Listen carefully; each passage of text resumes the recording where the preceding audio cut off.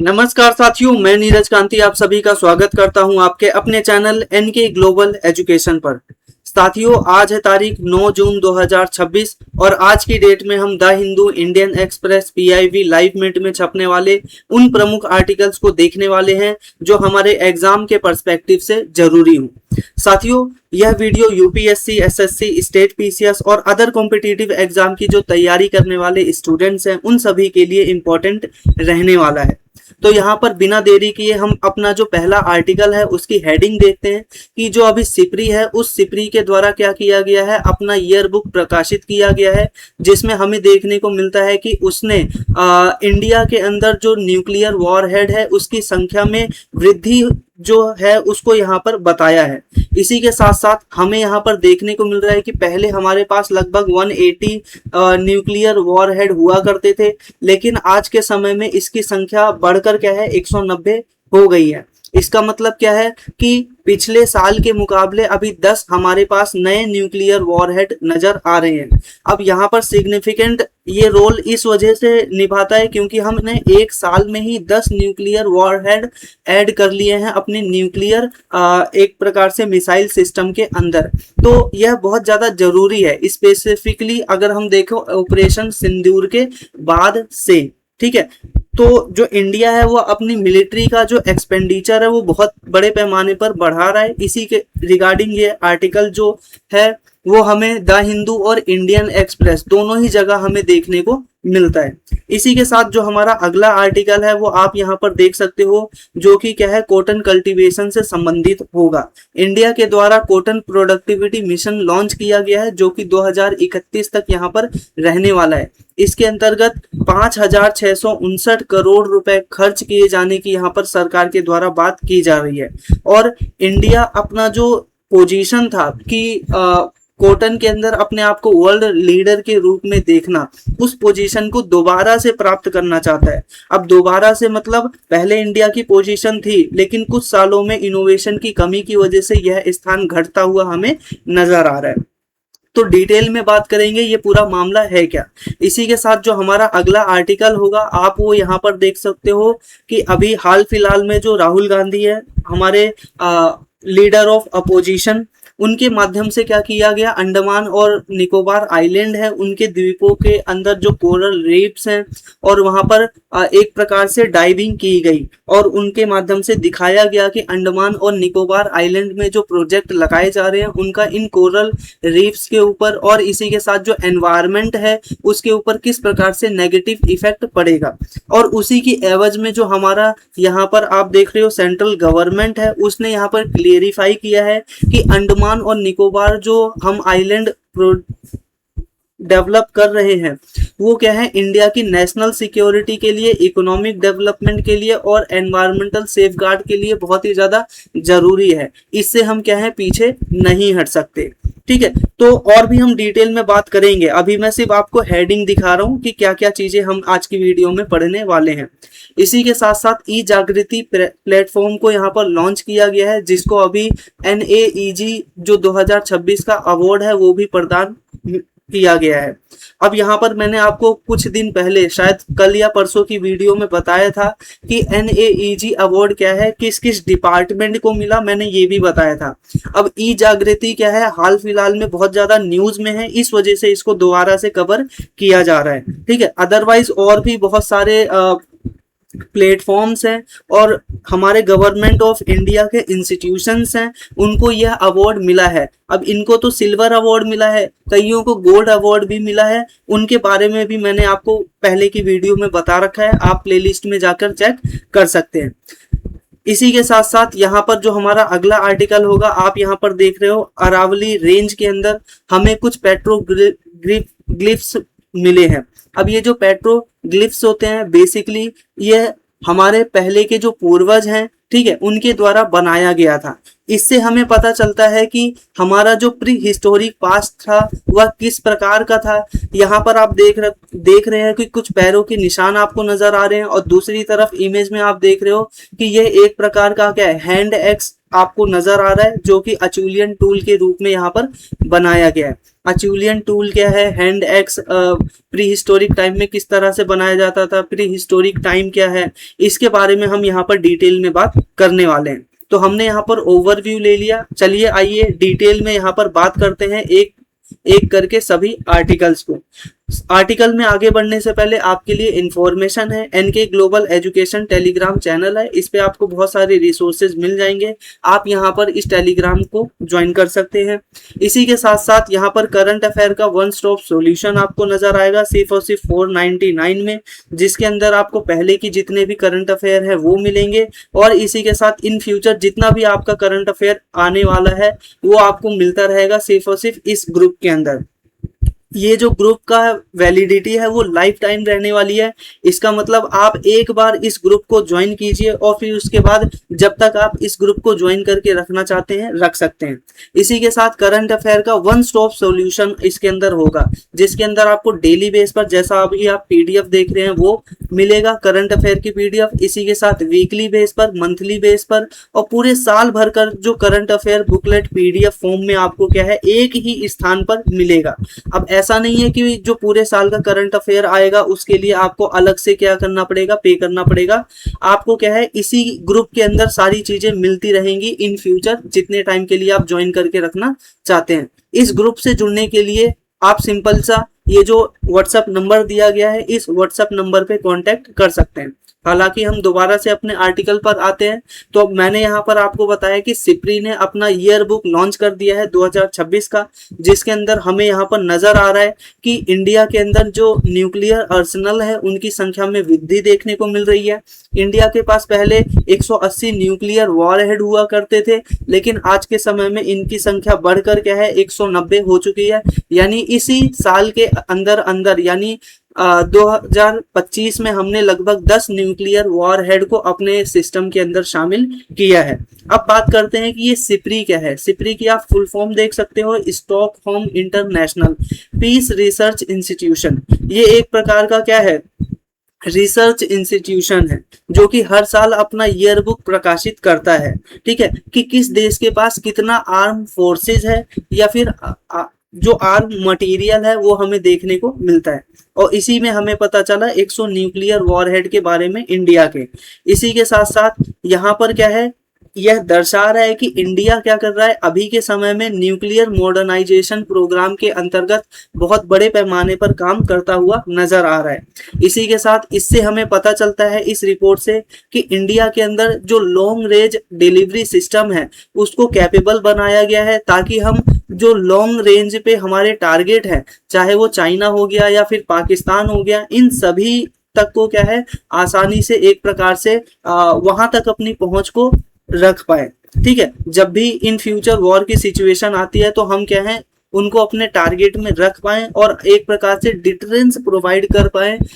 ठीक है, इस वजह से हमें यहाँ पर जो इंडिया की मिलिट्री कैपेबिलिटी है उसका विकास देखने को मिल रहा है। तो हमने देखा सिप्री ईयर बुक 190 आर्सेनल को इसके अंदर शामिल किया गया है, वॉरहेड को शामिल किया गया है, और इसका बेसिक उद्देश्य हमें यहाँ पर नजर आ रहा है कि सेकंड स्ट्राइक कैपेबिलिटी को यहाँ पर मजबूत करना, और इसी के साथ जो इंडिया की सर्वाइवेबिलिटी है उसको भी इंश्योर करना। इसी के साथ साथ जो लॉन्ग रेंज बैलिस्टिक मिसाइल्स है उनको और ज्यादा डेवलप करना।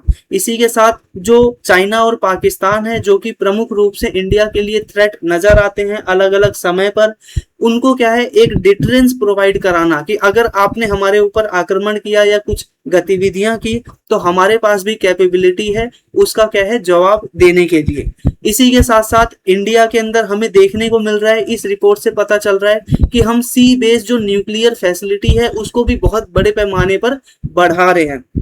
और अगर हम बात करें अपने डिफेंस एक्सपेंडिचर की, तो डिफेंस यानी मिलिट्री एक्सपेंडिचर हमें क्या है आज के समय में यानी 2025 में $92.1 बिलियन तक हमें देखने को मिल रहा है। $92.1 बिलियन का हमने क्या किया है, मिलिट्री एक्सपेंडिचर किया है 2025 में।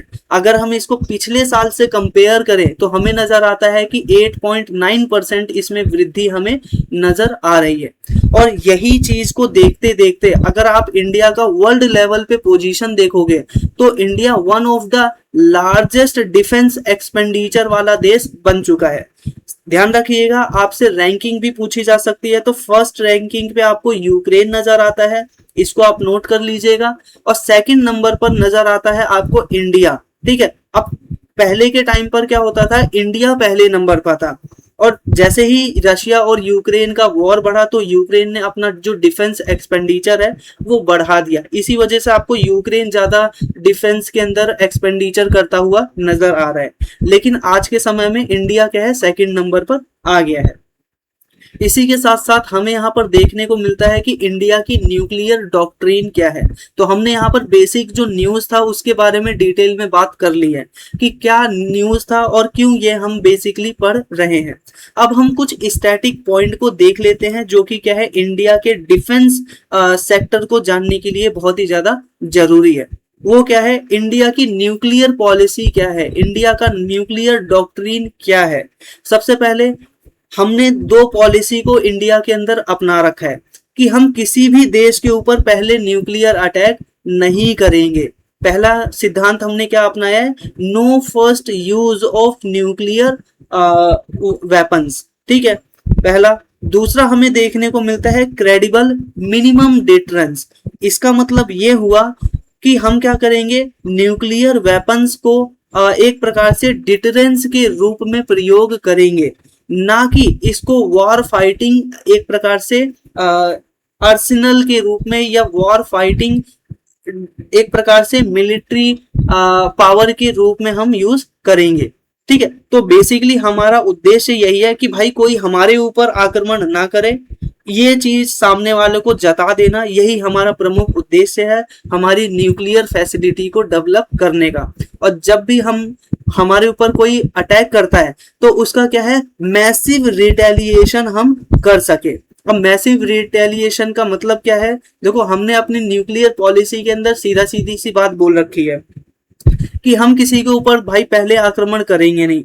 और आप हमारे पास न्यूक्लियर कैपेबिलिटी देख रहे हो कि पहले से मौजूद है, तो एक तरह से डिटरेंस हम तुमको प्रोवाइड कर रहे हैं कि पहले से ही संभल जाओ और हमारे ऊपर आक्रमण मत करना।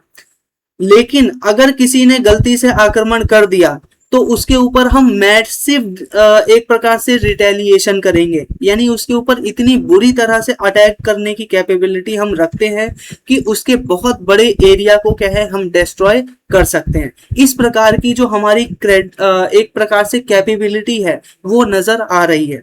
ठीक है, और इसी के साथ जो हमारी न्यूक्लियर पॉलिसी है वो दर्शा रही है कि हम एक प्रकार से क्रेडिबल हैं, और इसी के साथ साथ सर्वाइवल न्यूक्लियर जो आर्सेनल है वो हम यहाँ पर दर्शा रहे हैं।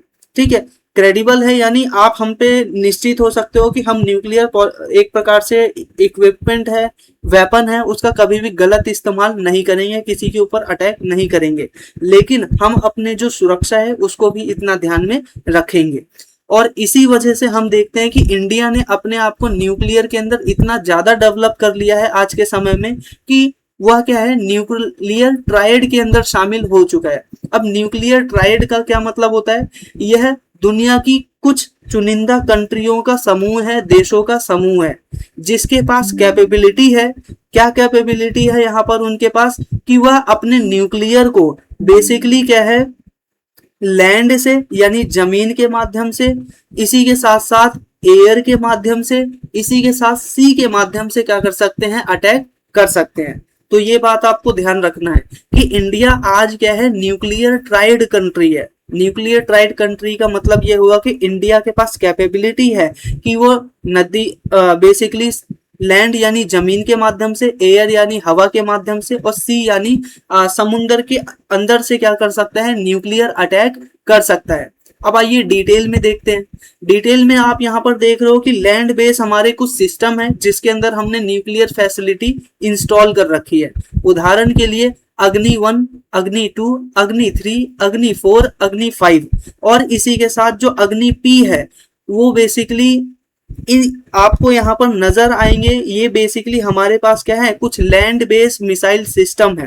ठीक है, ये सभी के सभी क्या है, आपको ध्यान में रखना है, मिसाइल सिस्टम है। और इन मिसाइल्स के अंदर हमने क्या कर रखा है, न्यूक्लियर वेपन को इंस्टॉल कर रखा है। और ये जो अग्नि पी है, ये अभी मैंने आपको लगभग 2 हफ्ते पहले शायद पढ़ाया था। ठीक है, कि अग्नि पी मिसाइल को अभी इंडिया के द्वारा न्यूली लॉन्च किया गया है और ये अभी क्या है, न्यू जनरेशन का हमारे पास मिसाइल भी आ चुका है।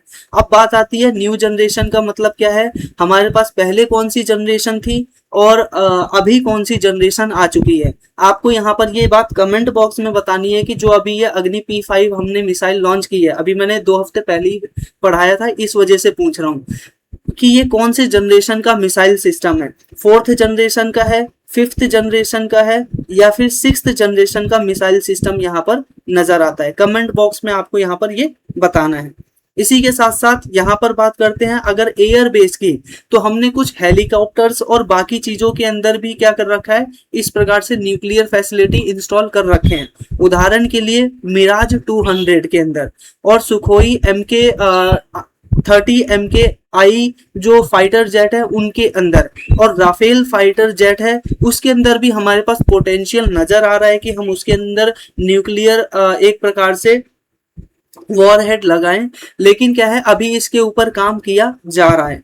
इसी के साथ साथ तीसरी फेज आता है सी बेस। सी फेज का मतलब क्या है कि INS अरिहंत हो गया, जो कि SSBNS क्लास का एक क्या है, सबमरीन हमें नजर आता है।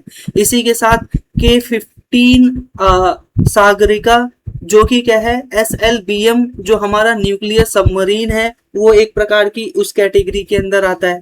इसके अलावा K-4 सबमरीन जो है, जिसके अंदर हमने जो लॉन्च्ड बैलिस्टिक मिसाइल है उसको यहाँ पर लगाया हुआ है। तो ये आप न्यूक्लियर सबमरीन्स भी देख रहे हो, जो कि क्या है, इंडिया आज के समय में कैपेबल है।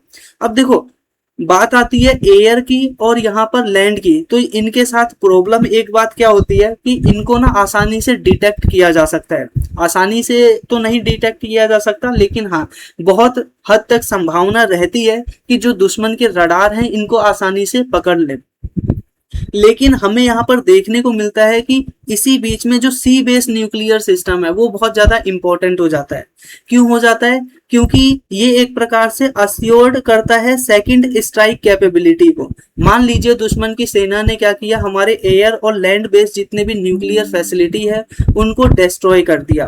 अब ऐसी सिचुएशन में हमें क्या नजर आएगा कि हम अपना जो एक प्रकार से कैपेबिलिटी है अटैक करने की, उसको डेवलप करें। कैसे? ऐसी जगह से जहां से दुश्मन भी ना पकड़ पाए। तो आप जानते ही हो कि न्यूक्लियर जो सबमरीन्स होती है वो 6-6 महीने क्या है, समुद्र की गहराइयों के बीच में होती है। अब गहराइयों में इतनी ज्यादा है कि उनको डिटेक्ट कर पाना आसान नहीं होता है। तो इस वजह से क्या है कि ये हमारे लिए बहुत ज्यादा जरूरी है कि ऊपर हमारे न्यूक्लियर बेसिकली फैसिलिटी डिस्ट्रॉय भी हो गए तो हम क्या है, दुश्मन को एकदम करारा जवाब दे सकते हैं। किसके माध्यम से? अपना जो सी बेस न्यूक्लियर फैसिलिटी है उसके माध्यम से। ये एक प्रकार से हमारी सर्वाइवेबिलिटी को भी इंश्योर करता है फर्स्ट अटैक के बाद। ठीक है, किसी ने हमारे ऊपर अटैक कर दिया उसके बाद। इसी के साथ साथ ये क्या करता है, जो हमारी स्ट्रेटेजिक स्टेबिलिटी है उसको एनहेंस करता हुआ नजर आता है। इसी के साथ साथ आपको यहाँ पर नजर आता है कि सी डिटरेंस प्रोवाइड कर रहा है।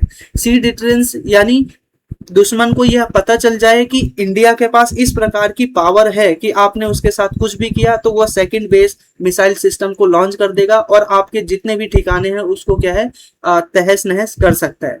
ठीक है, तो ये हमने पूरा का पूरा इंडियन मिसाइल सिस्टम को देख लिया। अब बात कर लेते हैं सिपरी के बारे में डिटेल में। Stockholm International Peace Research Institution, इसकी फुल फॉर्म आपको यहाँ पर नजर आती है, जिसको 1966 के अंदर क्या किया गया था, लॉन्च किया गया था। अब इसको क्या है, स्टॉकहोम स्वीडन के अंदर हेडक्वार्टर देखने को मिलता है और यहाँ पर ये एक प्रकार का इंडिपेंडेंट रिसर्च इंस्टीट्यूशन नजर आता है और ये काफी क्रेडिबल रिसर्च इंस्टीट्यूशन हमें नजर आता है। इसी के साथ साथ हमें यहाँ पर देखने को मिलता है कि ये बेसिकली किस देश के अंदर कितने वेपन्स हैं, न्यूक्लियर वेपन्स हैं, उसकी जांच करता है, यानी उसके ऊपर रिपोर्ट प्रकाशित करता है। इसी के साथ arm control, military expenditure, arm transfer और ग्लोबल सिक्योरिटी और इंपोर्ट पब्लिकेशन, इन सभी के ऊपर बेसिकली क्या है, अपनी जो रिपोर्ट है वो समय दर समय क्या करता है, हर साल प्रकाशित करता रहता है। इसी के साथ साथ ये हर साल क्या करता है, एनुअली अपना एक प्रकार से ईयर बुक प्रकाशित करता है, जिसके अंदर nuclear arsenal, military spending, international security development, arm transfer and disarmament, इन सभी के बारे में ये मेंशन करता है। अगर हम बात करें सिपरी के अकॉर्डिंग दुनिया में कौन कौन सी कंट्री हैं जिनके पास सबसे ज्यादा न्यूक्लियर वॉर हेड या वेपन हमें नजर आता है, तो सबसे पहले स्थान पर नजर आता है यूएसए। इसके पास लगभग 12,000, एक प्रकार से 1200 या 12,000 यहाँ पर न्यूक्लियर वॉरहेड हमें नजर आते हैं। रशिया के पास इससे कम, चाइना के पास थर्ड नंबर पर प्लेस आता है, और जो फ्रांस है उसके बाद जो इंडिया का स्थान है वो आज के समय में 6th स्थान पर आता है। ध्यान रखिएगा, पहले के टाइम पर जो पाकिस्तान था वो हमसे ज्यादा न्यूक्लियर वॉरहेड को रखा करता था, लेकिन आज के समय में हमने पाकिस्तान को पीछे करते हुए हम क्या कर रहे हैं, आगे आ चुके हैं। इसी के साथ साथ हम यहाँ पर आगे देखते हैं कि जो लार्जेस्ट न्यूक्लियर आर्सेनल है वो किसके पास है, रशिया के पास, यूएसए के बाद और चाइना के पास। तो ध्यान रखिएगा, वॉरहेड किसके पास सबसे ज्यादा है, यूएसए के पास ज्यादा है, ठीक है, वेपन्स ज्यादा है, लेकिन न्यूक्लियर आर्सेनल ज्यादा किसके पास है, रशिया के पास, ठीक है, यानी वॉरहेड के रूप में आप कह सकते हो। अब बात करते हैं कि इंडिया और चाइना का ये जो न्यूक्लियर हम पूरा स्टडी कर रहे हैं, इनका डायमेंशन क्या है। तो बेसिकली इंडिया इतना ज्यादा अपना डिफरेंस को शो इस वजह से कर रहा है क्योंकि यहाँ पर आप देख रहे हो चाइना अपनी जो मिलिट्री एक्सपेंडिचर है उसके ऊपर, मॉडर्नाइजेशन के ऊपर काम कर रहा है। इसी के साथ एलएसी के ऊपर इंडिया का डिस्प्यूट बना रहता है, और इंडो पैसिफिक रीजन के अंदर भी इंडिया और चाइना के बीच में मतभेद बना रहता है। इसी वजह से इंडिया अब चाहता है कि लॉन्ग रेंज जो मिसाइल सिस्टम है उसको क्या है, कैपेबल हो पाए, ताकि क्या है इन फ्यूचर जब चाइना के साथ वॉर हो तो हम कैपेबल हो कि उसके इंटीरियर के अंदर क्या है, अटैक कर सके। इसी के तहत ही हमने क्या है, अग्नि 4, अग्नि 5 और जो अग्नि पी मिसाइल सिस्टम है उन सभी को क्या किया है, एक प्रकार से डेवलप किया है। और यहाँ पर आप ध्यान रखिएगा, अग्नि पी जो मिसाइल सिस्टम है वो MIRV जो सिस्टम है उसके माध्यम से तैयार किया गया। अब ये MIRV सिस्टम क्या होता है, मान लीजिए आपने एक मिसाइल लॉन्च की और उस मिसाइल के अंदर सिर्फ एक ही वॉर हेड अगर निकलता है तो वो एक पर्टिकुलर टारगेट को ही क्या कर सकता है, हिट कर सकता है। वहीं पर MIRV के अंदर क्या होता है, हमारे पास न्यूक्लियर का वॉर हेड तो एक ही होता है, लेकिन उसके अंदर जो निकलने वाली मिसाइल हैं, न्यूक्लियर वेपन्स हैं, वो क्या है, बहुत सारी होती हैं। और बहुत सारी होती हैं न्यूक्लियर वेपन्स, इसका मतलब क्या है कि हम एक ही बैलिस्टिक मिसाइल के माध्यम से क्या कर सकते हैं, बहुत सारे न्यूक्लियर वॉरहेड को क्या कर सकते हैं, अलग अलग स्थानों पर उसके माध्यम से अटैक कर सकते हैं। इसको आप फुल फॉर्म के रूप में भी देख सकते हो, multiple independently targetable re entry vehicles, ठीक है। तो इस प्रकार से आप इसका बेसिकली फुल फॉर्म भी देख सकते हो। आगे हम यहाँ पर देखते हैं कि इंडिया ने क्या किया है, अग्नि 5 के अंदर भी जो MIRV जो टेक्नोलॉजी है उसको सक्सेसफुली कंडक्ट कर लिया है, ठीक है, मिशन दिव्यास्त्र के अंतर्गत। तो ध्यान रखिएगा, मिशन दिव्यास्त्र के अंतर्गत हमने जो अग्नि 5 है उसके अंदर भी क्या है, न्यू MIRV जो टेक्नोलॉजी है उसको क्या है, इंस्टॉल कर लिया है, और ये हमने 2024 के अंदर ही कर लिया था।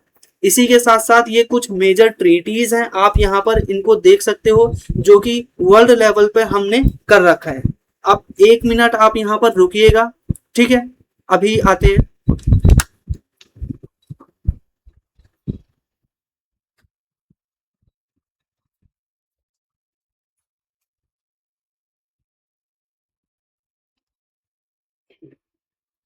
तो हम यहाँ पर देख रहे हैं कि इंडिया के द्वारा और वर्ल्ड लेवल पे कौन कौन से ऐसे ट्रीटीज हैं या फिर एक प्रकार से एग्रीमेंट हैं जो कि हमें देखने को मिलते हैं जो न्यूक्लियर वेपन से डील करते हैं। तो सबसे पहले हमें यहाँ पर नजर आता है पहली ट्रीटी जो कि 1970 में लेकर आई गई थी, जिसको हम बोलते हैं एनपीटी यानी न्यूक्लियर नॉन प्रोलिफरेशन ट्रीटी। ठीक है, ध्यान रखिएगा, नॉन प्रोलिफरेशन ट्रीटी हमें देखने को मिलता है 1970 में इसको लेकर आया गया था और इंडिया ने आज तक इसको साइन नहीं किया है। ये मोस्ट इंपॉर्टेंट बात है, यहाँ पर आपको ध्यान में रखना है कि इंडिया ने इसको साइन नहीं किया है। ठीक है, अब इसका मतलब समझिए क्यों साइन नहीं किया है।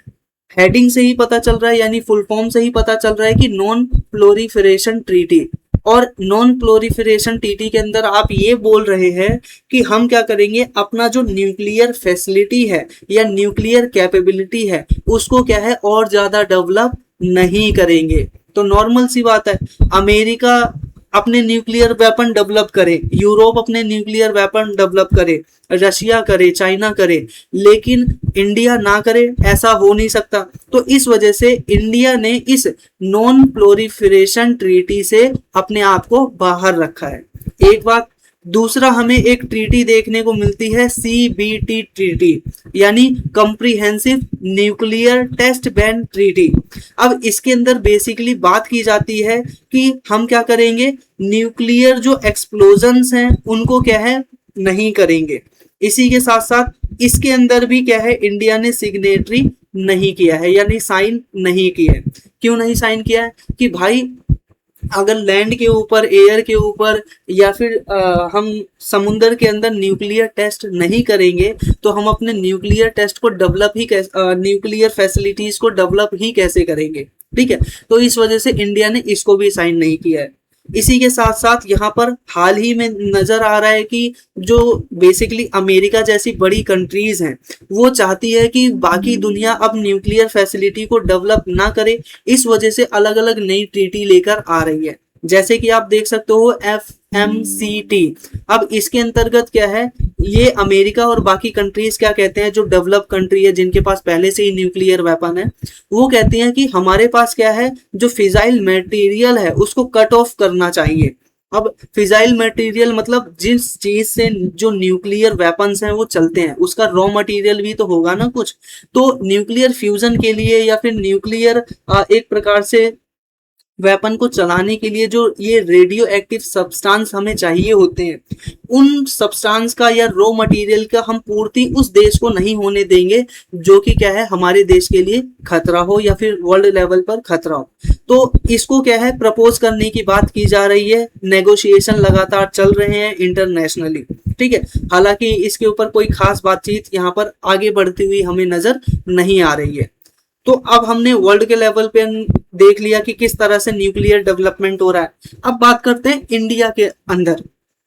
तो इंडिया के अंदर आपको नजर आएगा department of atomic energy, DAE। ये इंडिया के अंदर क्या करता है, जो न्यूक्लियर है उसको फैसिलिटी को क्या करता है, रेगुलेट करता है।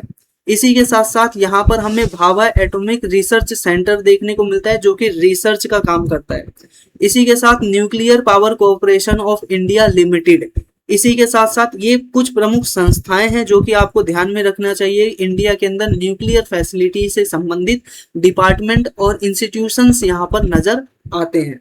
ठीक है, ये होगी पहली। दूसरी और प्रमुख बात, अब बात करते हैं और अगला प्रमुख बात वो क्या है, इंडिया के अंदर या वर्ल्ड लेवल पे जो न्यूक्लियर फैसिलिटी होती है उसको डेवलप करने के ना 3 स्टेज हमें यहाँ पर नजर आते हैं।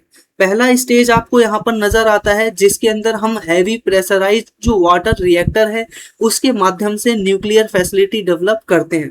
अब साथियों, मैंने कल की ही वीडियो में शायद आपको पढ़ाया था या परसों की वीडियो में कि ये जो प्रेशराइज्ड हैवी वाटर रिएक्टर्स है इनको हम इलेक्ट्रिसिटी जनरेशन में भी यूज करते हैं। ठीक है, अब इसी के साथ साथ सेकंड स्टेज के अंदर फास्ट ब्रीडर रिएक्टर्स का यूज किया जाता है और इंडिया ने इसका प्रोटोटाइप फास्ट ब्रीडर रिएक्टर तैयार कर लिया है। ठीक है, हम पहले स्टेज पे तो हम अच्छे से काम करते हैं, ठीक है, लेकिन सेकंड स्टेज को भी इंडिया ने अभी प्रोटोटाइप यानी उसका शुरुआती रूप डेवलप कर लिया है। इसी के साथ थर्ड स्टेज हमें देखने को मिलता है थोरियम बेस्ड रिएक्टर। ठीक है, अब थोरियम बेस्ड रिएक्टर क्या है, अभी बहुत सारी जो कंट्रीज हैं डेवलप्ड कंट्री, उन्होंने भी डेवलप नहीं कर पाया है। ठीक है, तो इस वजह से हमें यहाँ पर देखने को मिलता है कि इंडिया के लिए ये बहुत ज्यादा जरूरी हो जाता है। क्यों जरूरी हो जाता है? क्योंकि इंडिया के पास थोरियम का जो रिजर्व है, one of the largest thorium reservoir के रूप में इंडिया देखने को मिलता है। अराउंड 23 to 25% जो वर्ल्ड के अंदर थोरियम पाया जाता है वो इंडिया के अंदर ही पाया जाता है। हालांकि इनको अभी एक्सट्रैक्ट नहीं किया गया और ना ही अभी इनको कभी यूज किया गया है। ठीक है, बस हमारे पास ये पता है हमारे रिसर्चर्स के माध्यम से कि हमारे पास 25% थोरियम रिजर्व मौजूद है। इन फ्यूचर जब भी हमें जरूरत पड़ेगी तो हम उसको एक्सट्रैक्ट कर सकते हैं। साथियों, लास्ट में आप देख सकते हो कि यह न्यूक्लियर जो फैसिलिटी है इंडिया के अंदर, उसका इवोल्यूशन किस प्रकार से हुआ। जब भूमि जहांगीर भाभा आए, उन्होंने Tata institute of fundamental research को इस्टेब्लिश किया न्यूक्लियर रिसर्च करने के लिए। 1972 में भाभा एटॉमिक रिसर्च सेंटर की स्थापना की गई। 1974 में ऑपरेशन स्माइलिंग बुद्धा को लॉन्च किया गया, जिसके अंतर्गत जो हमारे प्राइम मिनिस्टर थे उस समय के, क्या नाम था उनका, अटल बिहारी वाजपेयी, वो बेसिकली हाँ, यहाँ पर क्या है, इंदिरा गांधी थी। ठीक है, ध्यान रखिएगा, इंदिरा गांधी के टाइम में पोखरण के अंदर ऑपरेशन, यहाँ पर आप चेक कर लीजिएगा। ठीक है, 74 में कौन थे, इंदिरा गांधी थी या फिर क्या बोलते हैं, अटल बिहारी वाजपेयी थे। ठीक है, इसी के साथ साथ 1983 में हमें गाइडेड मिसाइल डेवलपमेंट प्रोग्राम को लॉन्च किया और इसी के साथ 1998 के अंदर पोखरण 2 को लॉन्च किया गया। और यहाँ पर शायद हमें देखने को मिलता है कि यहाँ पर हमें नजर आते हैं अटल बिहारी वाजपेयी। 2030 में हमने क्या किया, न्यूक्लियर डॉक्ट्रिन को साइन किया नो फर्स्ट यूज पॉलिसी के अंतर्गत, कि हम किसी के ऊपर पहले आक्रमण नहीं करेंगे। ठीक है, अब लास्ट में चलते चलते आपके लिए इस पूरे आर्टिकल से संबंधित एक क्वेश्चन है, इसको आप ट्राई कीजिएगा। क्या कह रहा है question, with the reference to India's nuclear doctrine and strategic capabilities consider the following statement. First statement is saying that India follows a policy of no first use of nuclear weapon। क्या ये सही है? तो ये देखो, इसका answer तो सामने ही नजर आ रहा है कि 2003 में हमने साइन कर रखा है कि हम किसी के ऊपर भी पहला आक्रमण नहीं करेंगे या पहला न्यूक्लियर अटैक नहीं करेंगे। इसी के साथ साथ a nuclear triad, second statement is saying that a nuclear triad refers to the capability to launch the nuclear weapon from land, air and the sea. जो न्यूक्लियर ट्राइड है वो रेफर करता है कि हम सी, लैंड और एयर तीनों के माध्यम से हम क्या करते हैं, न्यूक्लियर अटैक कर सकते हैं। SIPRI is an independent international institute, headquarter is Sweden. ठीक है, यहाँ पर आपको बताना है कि इसका हेडक्वार्टर क्या स्वीडन के अंदर है या कहीं और है। ठीक है, तो ये 3 स्टेटमेंट है, इसी के बिहाफ पर बताना है कितने स्टेटमेंट ठीक है। पहला ए ऑप्शन कह रहा है पहला दूसरा ठीक है, बी ऑप्शन कह रहा है कि दूसरा और तीसरा ठीक है, सी ऑप्शन कह रहा है पहला और तीसरा ठीक है, डी ऑप्शन कह रहा है कि पहला दूसरा तीसरा, 3 के तीनों ही ऑप्शन यहाँ पर ठीक है। इसका जो आंसर है वो आपको यहाँ पर जो हमारा टेलीग्राम चैनल है एनके ग्लोबल एजुकेशन, वहां पर मिल जाएगा। इसी के साथ साथ यहाँ पर हम देखते हैं अपने नेक्स्ट आर्टिकल को। ठीक है, जो कि क्या है, यहाँ पर कॉटन प्रोडक्शन से संबंधित है। इंडिया के द्वारा पहले ही लॉन्च किया गया है कॉटन प्रोडक्टिविटी मिशन। ठीक है, और इसी के अंतर्गत अभी गवर्नमेंट ऑफ इंडिया ने यानी यूनियन कैबिनेट ने क्या किया है, मिशन फॉर कॉटन प्रोडक्टिविटी के लिए 5,659 करोड़ रुपए का जो फंड है वो एलोकेट किया है और बोला जा रहा है कि 2026 से लेकर 2031 तक इस पैसे को खर्च किया जाएगा और इसका प्रमुख रूप से उद्देश्य रहेगा। अब यहाँ पर ये पॉइंट है इंपॉर्टेंट, इसका क्या उद्देश्य है कि 441 किलोग्राम हेक्टेयर जो हम कॉटन का प्रोडक्शन करते हैं अभी के समय में, उसको बढ़ा करके 7,555 किलोग्राम हेक्टेयर तक का उत्पादन हम करेंगे 2031 तक। तो ये हमारा टारगेट आप ध्यान रखिएगा, 7,555 7,000 कह रहा हूँ, 755 यहाँ पर केजी हेक्टेयर हम प्रोड्यूस करने वाले हैं 2031 तक। ये बात आपको यहाँ पर समझ में आ गई होगी। इसी के साथ साथ हम यहाँ पर वर्ल्ड लेवल पे अगर पहले की बात करें तो हम एक प्रकार से लीडिंग कंट्री थे, लेकिन आज के समय में हमारी जो टेक्नोलॉजी है, इनोवेशन है, उसके अंदर डिक्लाइन देखने को मिल रहा है। और यही रीजन है कि इंडिया का जो कॉटन सेक्टर है उसके अंदर भी डिक्लाइन देखने को मिल रहा है। अगर हम सिर्फ और सिर्फ कॉटन प्रोडक्शन की बात करें या कॉटन के इम्पोर्टेंस की बात करें इंडिया के अंदर, तो हमें देखने को मिलता है India one of the largest cotton growing country by area. यानी इंडिया के अंदर एरिया के संदर्भ में देखें तो सबसे ज्यादा क्या है, प्रोडक्शन हमें देखने को मिलता है। और हमारे इंडिया के अंदर लगभग 6 मिलियन जो फार्मर हैं, या इसी के साथ साथ जो टेक्सटाइल एरिया से संबंधित एक प्रकार से लेबर्स हैं, वो क्या है, इस सेक्टर के अंदर एसोसिएटेड देखने को मिलते हैं। यानी वो कॉटन से ही और टेक्सटाइल से ही, इसी इंडस्ट्री से जुड़े हुए हैं। अगर इंडिया के अंदर बात करें specifically cotton producing top state कौन कौन से हैं, तो गुजरात, महाराष्ट्र और तेलंगाना, ये कुछ मेजर क्या है, कॉटन प्रोड्यूसिंग स्टेट यहाँ पर नजर आते हैं। इसी के साथ साथ हमें यहाँ पर नजर आता है कि इंडिया के अंदर अब क्या एक टाइम पर जो टेक्नोलॉजी थी उसके अंदर बहुत ज्यादा इन्वेस्टमेंट देखने को मिलता था, और इसी के संदर्भ में हमने क्या, बीटी कॉटन का डेवलपमेंट किया था। और जैसे ही हम बीटी कॉटन को इंडिया के अंदर लेकर आए थे 2003 या 2002 के अंतर्गत, तो हमने देखा कि इंडिया के अंदर जो कॉटन इंडस्ट्री है उसके अंदर रिवोल्यूशन हुआ, बहुत बड़े पैमाने पर हमें देखने को क्या मिला, प्रोडक्शन हुआ। अब क्यों हुआ, क्योंकि बीटी कॉटन एक ऐसा बेसिकली क्या है, प्लांट होता है कॉटन का, जो कि क्या है, जेनेटिकली मॉडिफाइड होता है। अब जेनेटिकली मॉडिफाइड का मतलब क्या है, हम उस कॉटन के पेड़ के अंदर ही क्या करते हैं, पौधे के अंदर ही कुछ जेनेटिक चेंज कर देते हैं बीजों के अंदर, जिससे जो कॉटन है वो ज्यादा प्रोड्यूस होता है। और इसी के साथ इसका प्रमुख कारण क्या होता है कि बेसिकली कॉटन को पहले क्या होते थे कि एक प्रकार के इंसेक्ट खा लिया करते थे, जिसको हम कहते हैं बैसिलस थ्यूरिंजेनेसिस। ठीक है, अब ये जो बैसिलस थ्यूरिंजेनेसिस था वो क्या करता है, एक प्रकार से जो कॉटन के पौधे थे उसको पहले खा लिया करता था। लेकिन हमें यहाँ पर देखने को मिलता है कि अब एक प्रकार से हम यूज करने लग गए एक प्रकार से प्रोटीन को। ठीक है, जो कि क्या है, हम जो एक प्रकार सा पौधा हुआ करता है उसी पौधे के अंदर डाल देते हैं। अब ये जब प्रोटीन पौधे के अंदर जाता है और पौधे के अंदर फिर उसके तनों के ऊपर फैल जाता है।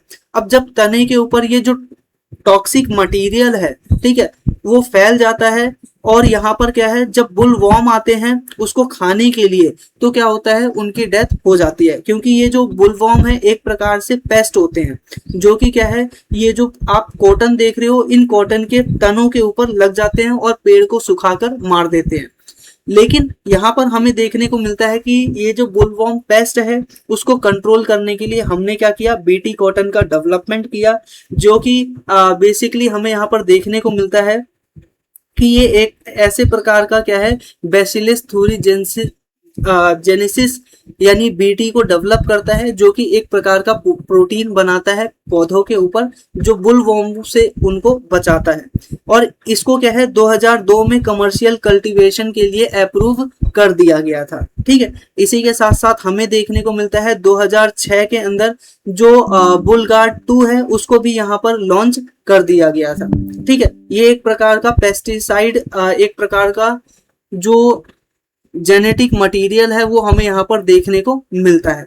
अब यहाँ पर बात करते हैं कि जो इम्पैक्ट है बीटी कॉटन का उसका क्या हुआ। तो नॉर्मल सी बात है, 2002 से लेकर अगर 2014 तक की बात करें तो हमें नजर आता है कि हमारा जो प्रोडक्शन है वो 13.6 मिलियन से लेकर हमें देखने को मिला 39.8 मिलियन क्या बोलते हैं, बैलेंस यहाँ पर प्रोडक्शन पहुंच गया। ठीक है, अब बैलेंस का मतलब आप सभी को पता ही होगा, इसको बोला जाता है बेसिकली थान। थान हिंदी में बोला जाता है, जैसे कि गठरी या फिर गट्ठल कह सकते हो। ठीक है, उसी को यहाँ पर बैलेंस बोला जाता है। तो कॉटन का जब हम प्रोडक्शन को मापते हैं तो बैलेंस यानी थान के अंदर मापते हैं। ठीक है। तो यहाँ पर इतना प्रोडक्शन हमें देखने को मिला। और इसी के साथ साथ यहाँ पर एरिया के संदर्भ में बात करें तो 7.6 से लेकर 11.9 मिलियन हेक्टेयर ये प्रोडक्शन फैल गया। इसी के साथ केजी के रूप में बात करें तो 302 से बढ़कर क्या है 566 किलोग्राम जो प्रति हेक्टेयर है, इसका प्रोडक्टिविटी यहाँ पर बढ़ गया। इसी के साथ साथ हम वर्ल्ड के लार्जेस्ट कॉटन प्रोड्यूस करने वाले स्टेट के रूप में हम क्या है डेवलप हुए। और आज के समय में हम देख रहे हैं कि इंडिया सेकंड लार्जेस्ट एक्सपोर्टर है कॉटन के अंदर। प्रोड्यूस हम पहले नंबर पे करते हैं और एक्सपोर्ट हम सेकंड नंबर पर करते हैं, क्योंकि इंडिया के अंदर जितना कॉटन का उत्पादन होता है हमारी फैक्ट्रियों के अंदर उतने ज्यादा खप जाते हैं, तो बेचने के पास हमारे लिए कम होता है। इसी के साथ साथ हम यहाँ पर बात करते हैं कि why did growth slow down. अब यहाँ पर बात करते हैं कि बाद के समय में क्या हुआ कि ग्रोथ के अंदर क्या हुआ, कमी नजर आ रही है। क्यों कमी नजर आ रही है? क्योंकि हमने क्या है आगे इन फ्यूचर इसके ऊपर डेवलपमेंट नहीं किया, यानी टेक्नोलॉजिकल डेवलपमेंट नहीं किया। चाहे वो Bullguard 7 round map ready flex हो या बुलगार्ड थर्ड जो फेज है उसको हम जब डेवलप नहीं कर रहे हैं, इसी वजह से क्या है एक प्रकार से इंडिया के अंदर जो कमर्शियलाइजेशन एक प्रकार से इन दवाओं का नहीं हुआ, और नहीं होने की वजह से क्या हुआ, जो हमारा प्रोडक्शन है वो एक प्रकार से स्थिर रह गया। ठीक है, यहाँ पर हमारा प्रोडक्शन घटा नहीं, बल्कि क्या है हमारा प्रोडक्शन क्या है स्थिर रहा और दुनिया के अंदर बढ़ गया। इसी वजह से हमें ये देखने को मिल रहा है। अगर आप प्रोडक्टिविटी के एक प्रकार से कंपैरिजन करोगे वर्ल्ड लेवल पे 2025 से 26 का अगर आप डाटा उठाकर देखोगे तो आपको नजर आएगा कि ऑस्ट्रेलिया के अंदर जो प्रोडक्टिविटी रेट है, मैं बात कर रहा हूँ प्रोडक्शन के लेवल की नहीं, मैं बात कर रहा हूँ प्रोडक्टिविटी रेट की, तो वहां पर हमें नजर आ रहा है 2340 प्रोडक्टिविटी है। इसका आप सीधा सा मतलब, और इंडिया के अंदर 441 यहाँ पर प्रोडक्टिविटी रेट नजर आ रही है। इसका सीधा सा मतलब समझिए कि ये मान लीजिए 10 हेक्टेयर की जमीन है, इंडिया के पास भी 10 हेक्टेयर की जमीन है। जो ऑस्ट्रेलिया है वो 10 हेक्टेयर की जमीन के अंदर 2340 टन क्या करता है, कॉटन का प्रोडक्शन करता है। और यहाँ पर 10 यूनिट, उसी 10 यूनिट के अंदर जो इंडिया है वो 441 प्रति हेक्टेयर टन का उत्पादन करता है। तो यहाँ पर आप इस चीज से समझिए, जमीन हमारे पास उतनी है दोनों के पास, लेकिन प्रोडक्शन ज्यादा कौन कर रहा है, ऑस्ट्रेलिया जैसी कंट्री। और इसी संदर्भ में यानी प्रोडक्शन रेट को देखें तो चाइना, ऑस्ट्रेलिया पहले नंबर पे, चाइना दूसरे नंबर पे, ब्राजील तीसरे नंबर पे, यूएसए चौथे नंबर पे, और इंडिया का स्थान आज के समय में हमें 5वां देखने को मिल रहा है, जो कि एक समय पर नंबर 1 पर हुआ करता था। तो यहाँ पर मैंने आपको बताया कि इंडिया आज भी बेसिकली क्या है, प्रोडक्टिविटी रेट की बात करें तो लोएस्ट प्रोडक्टिविटी रेट है, ठीक है, टॉप 5 में। लेकिन आज भी क्या है, लार्जेस्ट कॉटन एरिया के संदर्भ में प्रोड्यूस हम यहाँ पर करते हैं। ठीक है, तो एरिया के संदर्भ में क्या है, आज भी हम सबसे ज्यादा प्रोडक्शन करते हैं, यानी सबसे ज्यादा जमीन के ऊपर जो खेती होती है कॉटन की वो इंडिया के अंदर ही होती है। इसी के साथ साथ यहाँ पर ये जो हमने अभी मिशन लॉन्च किया है, ठीक है, कॉटन प्रोडक्टिविटी मिशन 2025 में इसको शायद लॉन्च किया गया था।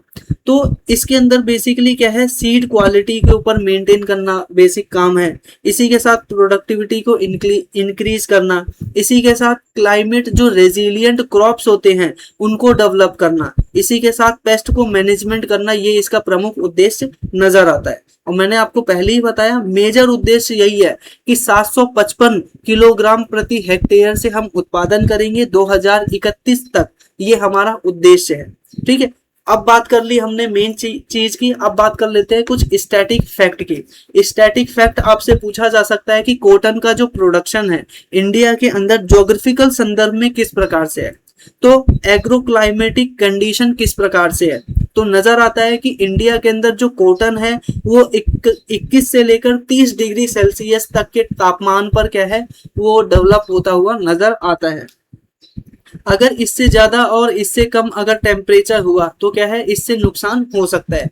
इसी के साथ मॉडरेट रेनफॉल, जहां पर क्या है वो 50 से लेकर 100 सेंटीमीटर की रेनफॉल होती हो, वहीं पर इनका उत्पादन हो सकता है। फ्रोस्ट फ्री कंडीशन, यानी जहां पर बहुत ज्यादा ठंड ना हो, ऐसी कंडीशन पे क्या है यह उग सकता है। इसी के अलावा ब्लैक कॉटन जो सॉइल होता है, जिसको हम रेगुर सॉइल भी कहते हैं, ठीक है, वहां पर ही इसका क्या है आइडियल सिचुएशन या आइडियल एरिया देखने को मिलता है। ठीक है, और ये बेसिकली कहाँ पर पाए जाते हैं, अगर आप इमेज के माध्यम से समझना चाहो तो यहाँ पर आप देख सकते हो कि जो महाराष्ट्र का रीजन है, ठीक है, ये जो महाराष्ट्र का रीजन है, इस महाराष्ट्र, मध्य प्रदेश, फिर इसके अलावा कर्नाटक, तमिलनाडु, ये कुछ मेजर एरिया है जहां पर क्या है ब्लैक सोइल पाई जाती है, और यही रीजन है कि यहीं पे सबसे ज्यादा कॉटन का प्रोडक्शन भी हमें नजर आता है। ठीक है, इसी के साथ साथ यहाँ पर अगर हम बात करें आगे, तो इंडिया के अंदर या वर्ल्ड लेवल पे कॉटन के बहुत सारे टाइप होते हैं। ठीक है, कॉटन के टाइप जैसे कि गोसिपियम आर्बेरियम, ठीक है, ये क्या है देसी कॉटन है, यानी इंडिया का अपना कॉटन की वैरायटी है। इसी के साथ साथ गोसिपियम हर्बेसियम, ये हमें देखने को मिलता है अपने देश के अंदर प्रमुख रूप से उगाए जाते हैं। अगर वर्ल्ड लेवल पे और बात करें तो गोसिपियम हिरसुटम, ये बेसिकली क्या है अमेरिका के अंदर नजर आता है। गोसिपियम बारबेडेंसी, ये इजिप्ट के अंदर हमें नजर आता है। ठीक है, इस प्रकार से वर्ल्ड लेवल पे ये कुछ कॉटन के प्रोडक्ट है जो कि आपको ध्यान में रखना है। अगर आप इसको एक दो बार आर्टिकल पढ़ोगे तो वीडियो देखोगे तो आपको क्या है एकदम अच्छे से ये सारी चीजें याद हो जाएंगी। इसी के साथ साथ यहाँ पर जीएम क्रॉप आपको देखने को मिलेगा कि ये टेक्नोलॉजी होती क्या है। नॉर्मल सी बात है, अभी मैंने आपको बताया कि जब आप क्रॉप के जो जेनेटिक मटेरियल होता है उसके अंदर हल्का सा चेंज करते हैं, ठीक है, इसी को ही हम कहते हैं जीन क्रॉप। ठीक है, इसी के साथ साथ जैसे कि आप उसका जो जेनेटिक मटेरियल है उसके अंदर कुछ ऐसा चेंज कर दे कि ये पेस्ट रेजिस्टेंट बन जाए, या क्या बोलते हैं हर्बिसाइड टॉलरेंट बन जाए, और इसी के साथ ड्रॉट टॉलरेंट बन जाए, या ऐसा पौधा बन जाए जिसके अंदर कम पानी की जरूरत हो और हायर प्रोडक्टिविटी प्रोवाइड कराता हो, इसी को ही हम जीएम क्रॉप कहते हैं। ठीक है, इसी के साथ साथ जेनेटिक इंजीनियरिंग क्या होती है, तो नॉर्मल सी बात है जेनेटिक जो मटेरियल है उसके अंदर चेंज करने को ही जेनेटिक इंजीनियरिंग कहते हैं। अब यहाँ पर इसको अंदर क्या किया जाता है, जेनेटिक मटेरियल या जीएम क्रॉप्स होते हैं उनको अप्रूवल देने के लिए हमारे पास एक एजेंसी है जिसका नाम है जेनेटिक इंजीनियरिंग अप्रेजल कमेटी। ठीक है, ये ministry of environment and forest and climate change के अंतर्गत आता है। ये इंडिया के अंदर जितने भी जीएम क्रॉप्स होते हैं उनको अप्रूवल देने का काम करते हैं। ठीक है, वर्ल्ड लेवल पे हमने देखा कि ब्राजील टॉप पोजीशन पर है कॉटन प्रोडक्शन के अंदर, ऑस्ट्रेलिया दूसरे नंबर पे है, USA third, China fourth number पर नजर आता है। इसी के साथ साथ यहाँ पर बाकी चीजों को आप यहाँ पर देख सकते हो। अब बात करते हैं कुछ चैलेंजेस की, तो चैलेंजेस यही है टेक्नोलॉजी को अपग्रेड करना पड़ेगा, जो पॉलिसी है उसको अपग्रेड करना पड़ेगा। जो मैंने अभी आपको बताया कि हमारे पास बहुत सारे एक प्रकार के पेस्टिसाइड पहले से ही डेवलप हैं या जीएम क्रॉप पहले से ही डेवलप है, गवर्नमेंट ने उसको आज तक अप्रूव नहीं किया है। ठीक है, इसी के साथ फार्म लेवल चैलेंज होते हैं कि हमारे पास जो लैंड होल्डिंग होती है वो स्मॉल होती है, स्मॉल लैंड होल्डिंग के अंदर हमें क्या है कम उत्पादन देखने को मिलता है। इसी के साथ साथ हाई इनपुट कॉस्ट हमें नजर आता है और लो मैकेनाइजेशन नजर आता है, यानी हम लेबर इंटेंसिव काम ज्यादा करते हैं और जो मैकेनाइजेशन है वो बहुत कम नजर आता है। इसी वजह से बेसिकली हम क्या है एक प्रकार से चैलेंज फेस कर रहे हैं। वे फॉरवर्ड आप कह सकते हो कि पब्लिक सेक्टर को और ज्यादा बढ़ावा देना चाहिए ताकि वो इसके अंदर और ज्यादा आए, काम करे, इनोवेशन करे। इसी के साथ क्लाइमेट जो रेजिलिएंट क्रॉप्स होते हैं उनको अब डेवलप करना चाहिए, इरिगेशन और प्रिसीजन फार्मिंग करने चाहिए, पेस्ट मैनेजमेंट करना चाहिए। इसके लिए हमें जो फार्मर्स हैं उनको ट्रेनिंग भी प्रोवाइड करना चाहिए, और जो अफोर्डेबल रेट है उसके ऊपर जो ये जीएम शीट्स हैं उनको प्रोवाइड कराना चाहिए ताकि जो किसान है वो बहुत बड़े पैमाने पर इन उत्पादों को अपने फार्म के अंदर उगा सके। ठीक है, इसी के संबंध में आप यहाँ पर प्रश्न देख सकते हो, बीटी कॉटन इन इंडिया क्या बोल रहा है, BT cotton constrain a gene driven from bacillus thuringiensis that provide resistance against certain insect pest. Basically क्या है, ये जो अभी हमने देखा बीटी, वो एक प्रकार का प्रोटीन रिलीज करता है, मैंने आपको बताया था, ठीक है, जो कि क्या है कुछ स्पेसिफिक बुलवॉर्म होते हैं इंसेक्ट, उसको क्या करता है, प्रोटेक्ट करता है, यानी उसको मारता है, ठीक है, या उससे बचाता है। इसी के साथ सेकंड स्टेटमेंट कह रहा है कि India was first country in the world to commercially cultivate BT cotton. तो मैंने हालांकि आपको ये बताया नहीं है, लेकिन बता दूं, इसका आंसर एकदम सही है।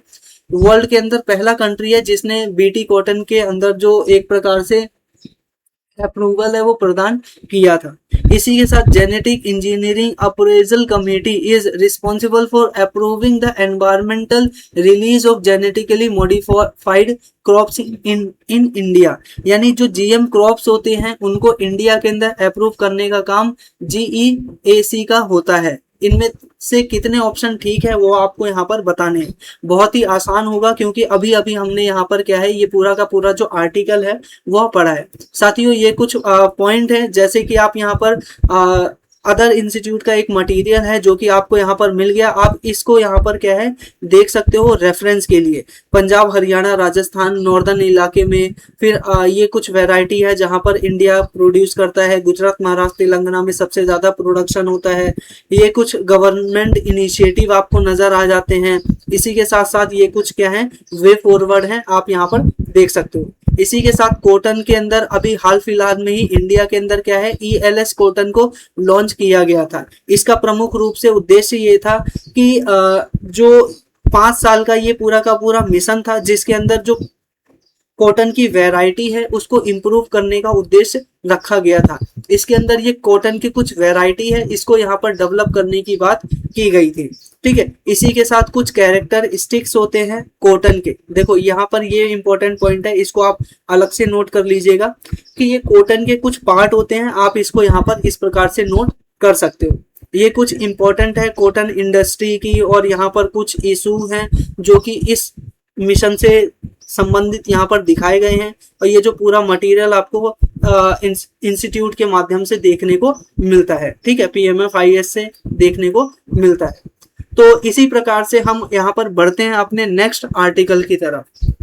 तो यहाँ पर साथियों, मैं ये जो जितने भी आर्टिकल हैं उनको बहुत ही ज़्यादा इन डेप्थ इन डिटेल इस वजह से बता रहा हूँ क्योंकि मुझे ऐसा लगता है कि अब जो एग्जाम का डिमांड है वो लगातार बदलता जा रहा है। अब चीज़ों को ऊपरी सतह पर देखना बहुत उपयोगी नहीं है। इसी वजह से हम यहाँ पर डिटेल में इन डेप्थ इन सभी चीज़ों की बात कर रहे हैं ताकि जो एग्जाम है उसके अंदर आप ज़्यादा से ज़्यादा क्वेश्चन को हिट कर पाएं।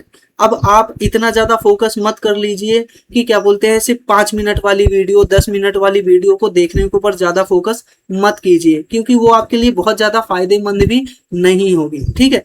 इसी के साथ यहाँ पर हम अपना जो अगला आर्टिकल है वो एक बार देख लेते हैं। Great Nicobar island development project.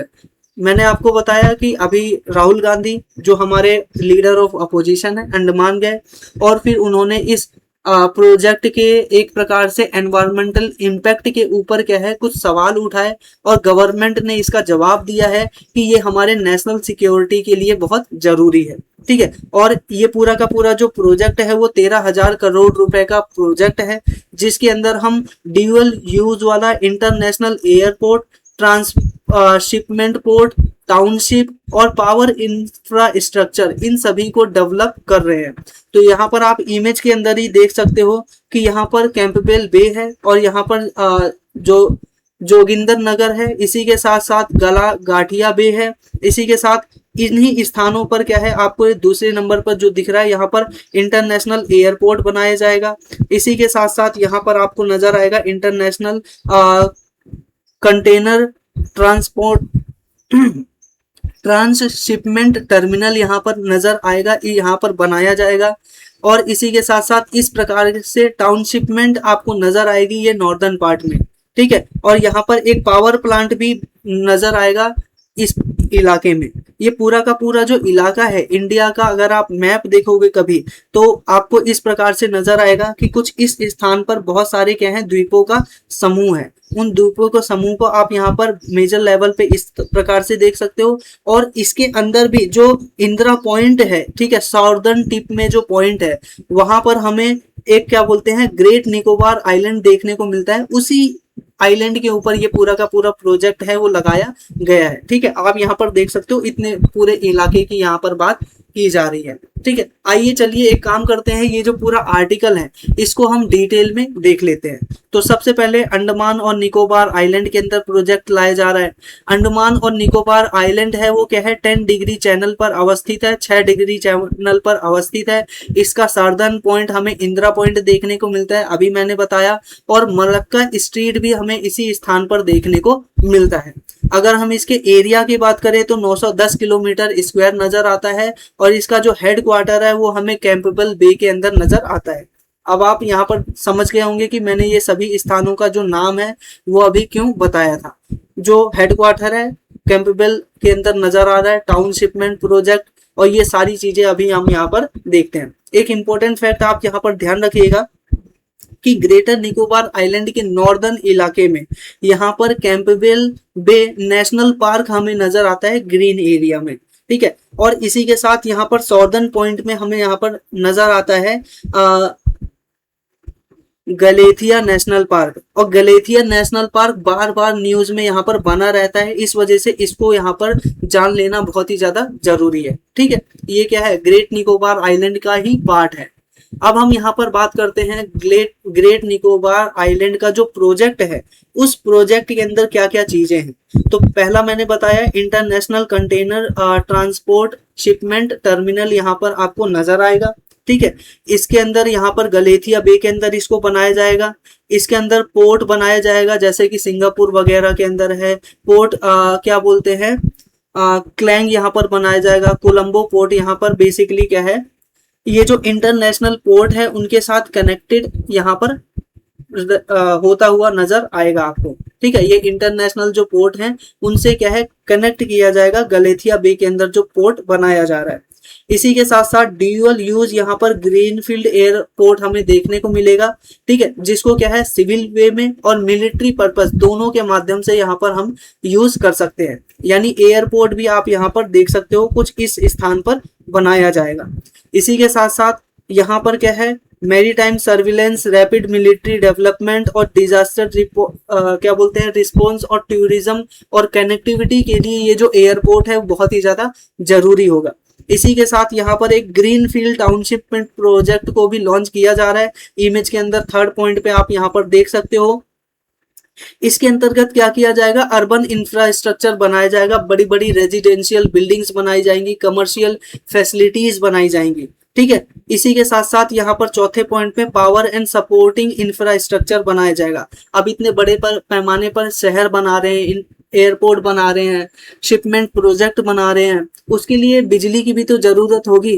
तो इस वजह से यहाँ पर रिन्यूएबल और कन्वेंशनल एनर्जी जो सिस्टम है यहाँ पर डेवलप किया जाएगा, जिसके माध्यम से हम क्या करेंगे, जो रोड की फैसिलिटी है, वाटर की सप्लाई है, लॉजिस्टिक है और कम्युनिकेशन नेटवर्क है, उन सभी को और ज्यादा मजबूत करते हुए हम यहाँ पर नजर आएंगे।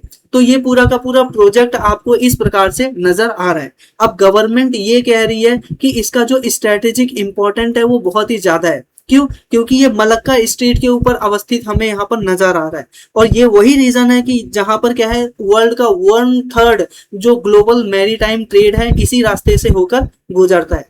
अब नॉर्मल सी बात है, 1/3 जो हमारा ट्रेड है इधर से होकर गुजरता है, तो इस वजह से हमारा यहाँ पर प्रेजेंस, हमारी मिलिट्री का यहाँ पर होना बहुत ही ज्यादा जरूरी है, ताकि इन फ्यूचर कोई घटना घटती है तो हम वहां पर जल्दी से एक प्रकार से रिस्पॉन्स टीम को भेज सके।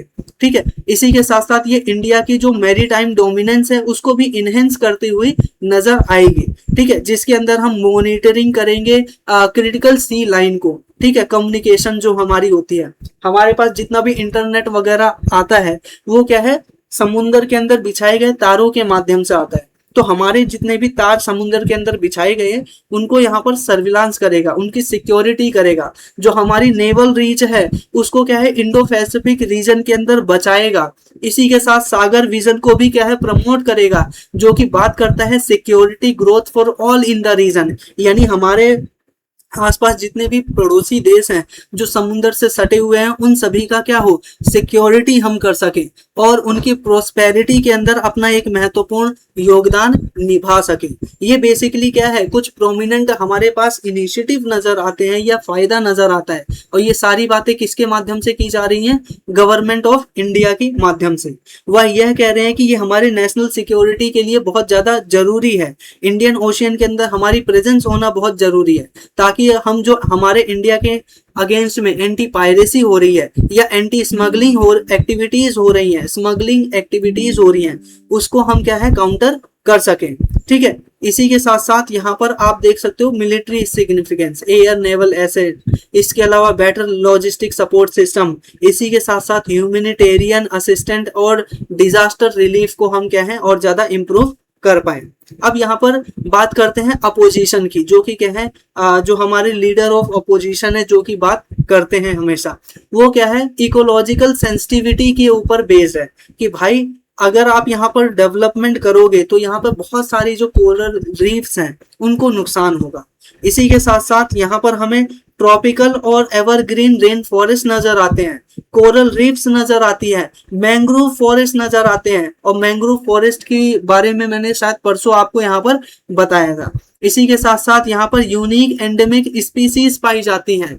यह सभी बहुत ज्यादा जरूरी हमारे एनवायरनमेंट के लिए, और इनको दरकिनार करके हम इतने बड़े पैमाने पर क्या है इंफ्रास्ट्रक्चर प्रोजेक्ट को अप्रूवल नहीं देने चाहिए हमें। ठीक है, तो अब बात करते हैं कि इसके अंदर कौन कौन से प्रोटेक्टेड एरिया आते हैं। तो ग्रेट निकोबार बायोस्फीयर रिजर्व आते हैं, अभी मैंने इमेज के अंदर दिखाया भी था। यहाँ पर क्या है बहुत सारी हंटिंग और गैदरिंग कम्युनिटी रहती है, और यही रीजन है कि इसको यूनेस्को के बायोस्फीयर रिजर्व के अंदर भी इंक्लूडेड किया गया है। इसी के साथ साथ हमें यहाँ पर नजर आता है कैंपबेल बे नेशनल पार्क और इसके अलावा गलेथिया नेशनल पार्क। तो इनका नाम ध्यान रखिएगा, आपसे पूछा जा सकता है कि कैंपबेल बे नेशनल पार्क, गलेथिया नेशनल पार्क, ठीक है, ये सब कहाँ पर अवस्थित है। इसी के साथ साथ यहाँ पर बहुत सारी एंडेमिक स्पीसीज पाई जाती हैं, जैसे कि यहाँ पर मेगापोड, निकोबारियन मेगापोड पाई जाती हैं। ठीक है, वर्ल्ड के अंदर कहीं और नहीं पाई जाती। इसी के साथ साथ सॉल्ट वाटर क्रोकोडाइल हमें देखने को मिलती हैं, लेदर बैक टर्टल हमें यहाँ पर देखने को मिलती हैं, जो कि अपने खत्म होने की कगार पर है। अगर ये खत्म हो गई तो दुनिया के अंदर हमें लेदर बैक जो सी टर्टल होती हैं वो देखने को ही नहीं मिलेंगी। इसके अलावा क्रैब ईटिंग मकाओ हमें यहाँ पर देखने को मिलता है। इसी के साथ निकोबार ट्री श्रो हमें देखने को मिलते हैं, मैंग्रोव देखने को मिलते हैं। तो इन सभी चीजों की वजह से हमें यहाँ पर सिग्निफिकेंस समझनी होगी। इसी के साथ साथ जो हमारे ऑपोजिशन है वो ये भी कहते हैं कि यहाँ पर बहुत सारी जो ये एनवायरनमेंट के साथ साथ ना ह्यूमैनिटेरियन असिस्टेंट और कम्युनिटी बेस भी जुड़ा हुआ है। जैसे कि यहाँ पर शोम्पेन ट्राइब रहती है, जो कि क्या है पीवीटीजी ग्रुप के अंदर भी शामिल है। इसी के साथ साथ यहाँ पर हमें नजर आता है निकोबारी ट्राइब भी यहाँ पर रहती है। ठीक है, और इनका सुरक्षा करना गवर्नमेंट की एक बहुत प्रमुख जिम्मेवारी है। ठीक है, हालांकि यहाँ पर हम आगे कह सकते हैं कि गवर्नमेंट ने कुछ स्पेसिफिक मेजर को लेकर क्या है इस प्रोजेक्ट को अप्रूवल दे रखी है। क्या कह रहे हैं कि हमने एनवायरमेंटल क्लियरेंस ले रखा है। इसी के साथ साथ वर्ल्ड लाइफ मिटिगेशन और ट्राइबल वेलफेयर सेफगार्ड का जो मेजर है हम इसको अपना रहे हैं, और ज्यादा चिंतित होने की बात नहीं है। हालांकि हम सभी को पता है कि कितना चिंतित होने वाली बात ये हो सकती है इस बड़े पैमाने पर। ठीक है, इसी के साथ साथ अंडमान और निकोबार आइलैंड से संबंधित कुछ की फैक्ट हैं, जैसे कि यहाँ पर पोर्ट ब्लेयर नजर आता है। साउदर्न एशिया, देखो एक और बात ध्यान रखिएगा, अंडमान और निकोबार आइलैंड के अंदर जो पोर्ट ब्लेयर है, ठीक है, वो इसकी क्या है यूनियन टेरिटरी हमें नजर आती है। इसी के साथ साथ यहाँ पर हमें नजर आता है कि ओनली इंडियन टेरिटरी है जो कि क्या है south east Asia maritime zone के अंदर आता है। ठीक है, अगर आप इस मैप को ध्यान से देखोगे तो ये इंडिया है। ठीक है, अब इंडिया के बाद आपको यहाँ पर नजर आएगा ये जो अंडमान निकोबार आइलैंड है ना, वो कुछ इस स्थान पर है, और यहाँ पर आपको नजर आएगा क्या बोलते हैं म्यांमार, म्यांमार के बाद आपको थाईलैंड, वियतनाम, लाओस, कंबोडिया, ठीक है, ये सारे देश नजर आएंगे, सिंगापुर, और ये सारे के सारे देश आपको नजर आएंगे साउथ ईस्ट एशिया जो मैरीटाइम जोन है उसके अंदर। तो यहाँ पर इंडिया का एक ऐसा यहाँ पर टेरिटरी नजर आता है जो हमें साउथ ईस्ट एशिया जो मैरीटाइम जोन है उसके अंदर नजर आता है, ठीक है। तो ये बहुत ज्यादा इंपॉर्टेंट फैक्ट है। अदरवाइज इंडिया की बात करें तो इंडिया अरेबियन सी के अंतर्गत आता है, बे ऑफ बंगाल के अंदर आता है, ठीक है। तो इस वजह से ये इंपॉर्टेंट है। इसी के साथ साथ यहाँ पर जो ये आप देख रहे हो पूरा का पूरा अंडमान और निकोबार आइलैंड, यहीं से हमें 10 डिग्री चैनल गुजरता हुआ नजर आता है। 6 डिग्री जो चैनल है वो यहाँ पर क्या है, 9, मैंने 10 बोल दिया। इसी के साथ 6 डिग्री जो चैनल है वो भी हमें यहीं से गुजरता हुआ नजर आता है। इंदिरा पॉइंट के बारे में हमने देख लिया। इसी के साथ साथ इंदिरा पॉइंट 2004 में क्या है, सबमर्ज हो गया था जब एक सुनामी आई थी, ठीक है। तो ये हम देखते हैं, इस प्रकार से पूरा आर्टिकल हमें नजर आता है। अब बात करते हैं हम यहाँ पर इससे रिलेटेड एक क्वेश्चन क्या बोल रहा है कि with the reference to the great Nicobar island development project consider the following statement. पहला statement, great Nicobar island lies south of the 10 degree channel. यहाँ पर मैंने बोला south of the 10 degree channel, तो मैंने आपको यहाँ पर जब बता रहा था तो आपने यहाँ नोटिस किया होगा मैंने ये 10 डिग्री चैनल इस प्रकार से मेंशन किया। इसका मतलब क्या है, अंडमान निकोबार आइलैंड मैंने आपको यहाँ बताया, तो ये साउथ में है ना, तो इससे आपको नजर आता है कि हाँ पहला ऑप्शन तो ठीक ही है कि south of the 10 degree channel में यह अवस्थित है, ठीक है, और north of the 6 degree channel के अंदर अवस्थित है। एक बार आप इसको चेक भी कर लीजिएगा, ठीक है। इसी के साथ साथ यहाँ पर प्रपोज्ड प्रोजेक्ट, और कभी क्या बोलते हैं इसमें कुछ दिक्कत होगी तो मैं आपको कमेंट बॉक्स में मेंशन भी कर दूंगा, ठीक है, कोई दिक्कत वाली बात नहीं है। इसी के साथ साथ यहाँ पर प्रपोज्ड प्रोजेक्ट है, इंक्लूड किया गया है इसके अंदर इंटरनेशनल ट्रांसशिपमेंट पोर्ट को, ठीक है, और यहाँ पर ड्यूअल यूज एयरपोर्ट को। सही है गलत बताना है। शोम्पन कम्युनिटी यहाँ पर पाई जाती है जो कि पीवीटीजी ग्रुप के अंदर शामिल की गई है। सही है या गलत आपको बताना है। तो कितने ऑप्शंस ठीक हैं इन सभी स्टेटमेंट के बिहाफ पर आपको यहाँ पर बताना है, ठीक है। अब हम यहाँ पर आज बात करते हैं अपने आखिरी आर्टिकल की, जो कि क्या है, ई जागृति प्लेटफॉर्म की, जिसने सिल्वर मेडल अभी प्राप्त किया है NAG 2026 के अंतर्गत। यानी नेशनल लेवल पे क्या हुआ है, एक क्या बोलते हैं ई गवर्नेंस का एक प्रकार से अवार्ड है, national award of on e governance 2026। ये बेसिकली क्या है, हाँ यहाँ पर लिखा भी हुआ है national award for e governance 2026 के लिए ई जागृति जो प्लेटफॉर्म है उसको क्या है, सिल्वर अवार्ड यहाँ पर मिलता हुआ हमें नजर आ रहा है। अब कमेंट बॉक्स में बताइएगा गोल्डन अवार्ड किसको मिला है। इसको मैंने शायद 2 दिन पहले पढ़ाया है, आप इसको यहाँ पर ध्यान में रखिएगा, ठीक है। गोल्डन अवार्ड किसको मिला है ये आपको कमेंट बॉक्स में बताना है। अब बात करते हैं आगे कि ये ई जागृति है क्या। तो ये एक प्लेटफॉर्म है, ई पोर्टल है, जिसके अंदर हमें देखने को मिलता है full form e justice and grievances redressal through information technology and innovation. ये इसका क्या है, फुल फॉर्म है। ये एक फ्लैगशिप इनिशिएटिव है department of consumer affairs and ministry of consumer affair and food and public distribution का। तो यहाँ पर आप सोच भी नहीं सकते कि ये क्या है, फूड एंड पब्लिक डिस्ट्रीब्यूशन। जिसने नहीं पढ़ा उसके दिमाग में नहीं आएगा कि फूड और पब्लिक डिस्ट्रीब्यूशन का इसमें क्या काम है। तो ध्यान रखिएगा, डिपार्टमेंट ऑफ कंज्यूमर अफेयर्स इसके द्वारा लॉन्च किया गया है। इसके अंदर मिनिस्ट्री है, consumer affairs and food and public distribution शामिल है, ठीक है। 2025 में 1 जनवरी को इसको लॉन्च किया गया था।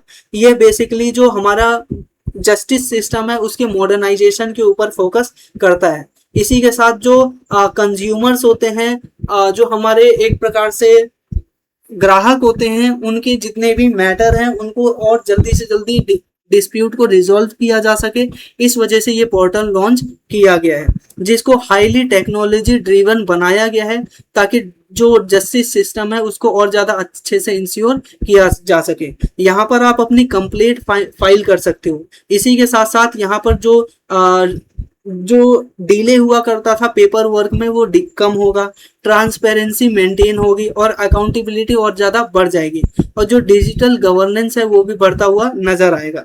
अब ये जो ई जागृति है इसके अंदर आपको कुछ की फैक्ट ध्यान रखने हैं, ठीक है। कुछ की फैक्ट होते हैं जो कि एग्जामिनर आपको ट्विस्ट करके पूछ सकता है कि क्या इसके अंदर जो एनआरआई हैं वो भी क्या है कंप्लेंट दर्ज करवा सकते हैं। तो हाँ, ध्यान रखिएगा, एनआरआई होते हैं वो भी, और जो सिटीजन है वह भी क्या है अपनी फाइल क्या यहाँ पे एक प्रकार से जारी कर सकते हैं, ठीक है, केस फाइल कर सकते हैं। और यहाँ पर ध्यान रखिएगा ये कहीं से भी कर सकते हैं, ऐसा नहीं है कि सिर्फ इंडिया के अंदर ही वह कर सकते हैं, इंडिया के अंदर से ही। इसके अंदर end to end encrypted system यहाँ पर लगाया गया है। इसी के साथ साथ यहाँ पर क्या है इंक्लूसिव प्लेटफॉर्म है, यानी यहाँ पर मल्टीलिंगुअल इंफ्रास्ट्रक्चर को बनाया गया है, बहुत सारी भाषाओं में हमें नजर आता है। इसी के साथ साथ यहाँ पर इंटीग्रेशन ऑफ लेगेसी सिस्टम यहाँ पर नजर आता है। इसके अंदर इसका मतलब ये हुआ कि जो ऑनलाइन केस मॉनिटरिंग सिस्टम हुआ करता था पहले के टाइम पे, उसको क्या है हमने इसके अंदर ऐड कर दिया है। तो यहाँ पर इस बात को समझिएगा, क्या बोला मैंने कि इसके अंदर जो हम इंटीग्रेशन ऑफ लेगेसी सिस्टम, यानी जो हमारे पास पहले से ही सिस्टम मौजूद थे उनको हमने इंटीग्रेट किया है, जैसे कि ओसीएम उसको हमने क्या किया है इसके अंदर शामिल कर लिया गया। दूसरा हम इसके अंदर ई दाखिल इसको भी इसके अंदर शामिल कर लिया गया है, NCDRC, CMS और यहाँ पर कन्फोनेट, ये सभी जो स्कीम गवर्नमेंट ऑफ इंडिया के द्वारा पहले ही चलाई जाती थी इसको अंतर्गत ई जागृति प्लेटफॉर्म के अंतर्गत ला लिया गया है। इसी के साथ साथ यहाँ पर आप देख सकते हो AI इनेबल सिस्टम भी लगाया गया है। उदाहरण के लिए स्मार्ट सर्च यहाँ पर लगाया गया है, ताकि आप अपना जो केस फाइल है ढूंढना चाहो तो सिंपल सा आप यहाँ पर अपना नंबर टाइप करो केस का, आपको वहां पर वो केस फाइल पूरी की पूरी मिल जाएगी। इसी के साथ साथ AI जनरेटेड यहाँ पर मेटा डाटा भी तैयार किया जाएगा। इसी के साथ साथ कीवर्ड टैगिंग भी यहाँ पर सिस्टम लगाया गया है, और वॉइस टू टेक्स्ट यहाँ पर कन्वर्सेशन भी प्रोवाइड किया गया है। अगर आप लिख नहीं सकते तो आप सिर्फ नंबर मुंह से बोलिए और वहां पर क्या है टाइप हो सकता है। इसी के साथ इसके अंदर बेसिकली क्या है यहाँ पर AI और ML बेस्ड जो केस मैनेजमेंट सपोर्ट सिस्टम है वो लगाया गया है, ठीक है। इसी के साथ साथ यहाँ पर क्या है AI मल्टी लैंग्वेज बेस्ड, ये आप समझिएगा। इसी के साथ साथ कंज्यूमर सेंट्रिक सर्विस इसके अंदर प्रोवाइड की गई है, जैसे कि कंप्लेंट फाइल करने के लिए, फी पेमेंट के लिए, रियल टाइम आपका जो केस है उसकी ट्रैकिंग करने के लिए, केस की हिस्ट्री के लिए और डिजिटल मॉनिटरिंग के लिए, ये सारी सुविधा आपको यहाँ पर नजर आती है, ठीक है। इसी के साथ साथ अब बात करते हैं कंज्यूमर डिस्प्यूट रेड्रेसल मैकेनिज्म क्या क्या है इंडिया के अंदर। तो आप यहाँ पर देख सकते हो डिस्ट्रिक्ट लेवल पे आपको एक सिस्टम देखने को मिलता है DCDRC, ठीक है, district consumer dispute resolution commission district level पे। स्टेट लेवल पे इसी तरह से स्टेट कंज्यूमर बन जाता है, नेशनल लेवल पर इसी तरह से national consumer dispute resolution commission बन जाता है, ठीक है। और ये जो नेशनल लेवल का कंज्यूमर डिस्प्यूट रेड्रेसल कमीशन है उसका हेडक्वार्टर आपको दिल्ली के अंदर देखने को मिलेगा। और यहाँ पर जितना भी हम अपना पूरा सिस्टम देख रहे हैं वह कंज्यूमर प्रोटेक्शन एक्ट 2019 के अंतर्गत रेगुलेट होता है। इसी के साथ साथ यहाँ पर इसके अंतर्गत कंज्यूमर को यह अधिकार दिया गया है, प्रोटेक्शन दिया गया है, ठीक है। सेंट्रल कंज्यूमर प्रोटेक्शन अथॉरिटी के अंतर्गत यहाँ पर क्या है कुछ अधिकार दिए गए हैं। क्या ई कॉमर्स रेगुलेशन से संबंधित, लायबिलिटी एक प्रकार से प्रोविजन से संबंधित, मेडिएशन मैकेनिज्म से संबंधित और जो कंज्यूमर राइट है उससे संबंधित, ठीक है। अगर इंडिया के अंदर बात करें तो ये सारी चीजें बढ़ती जा रही हैं, इसको रोकने के लिए क्या है इस प्रकार के सिस्टम की बहुत ज्यादा जरूरत है। अब ये बाकी सारी चीजें आपको यहाँ पर रिपीटेड यहाँ पर नजर आएगी। बस आप यहाँ पर एक चीज ध्यान रख सकते हो 1915 ये क्या है इसका हेल्पलाइन सेंटर भी है। इसी के साथ साथ नेशनल कंज्यूमर हेल्पलाइन आपको देखने को मिलेगा, ठीक है। बाकी चीजें हमने यहाँ पर पहले ही देख लिया। अब बात करते हैं लास्ट में कि ये जो पूरा आर्टिकल हमने अभी यहाँ पर पढ़ा उससे संबंधित ये क्या है एक प्रकार का क्वेश्चन है, आप इसको एड्रेस करने की कोशिश कीजिएगा। पहला पॉइंट यहाँ पर क्या बोल रहा है कि consider the following with regard to the e Jagriti platform, consider the following statement. पहला स्टेटमेंट क्या कह रहा है, it is a flagship initiative for department of consumer affairs, यानी कंज्यूमर अफेयर्स है उसका क्या है, एक प्रकार से फ्लैगशिप प्रोग्राम है ई जागृति। इसी के साथ साथ इंटीग्रेट लेगेसी कंज्यूमर जो ग्रीवांसेस प्लेटफॉर्म थे, ठीक है, उनको भी इंटीग्रेट कर लेता है ये, जैसे कि ई दाखिला और यहाँ पर कन्फोनेट, इनको भी क्या है इसी प्लेटफॉर्म के अंदर अब ऐड कर लिया गया है। इसी के साथ it enable consumer to file and complaint and track case status online.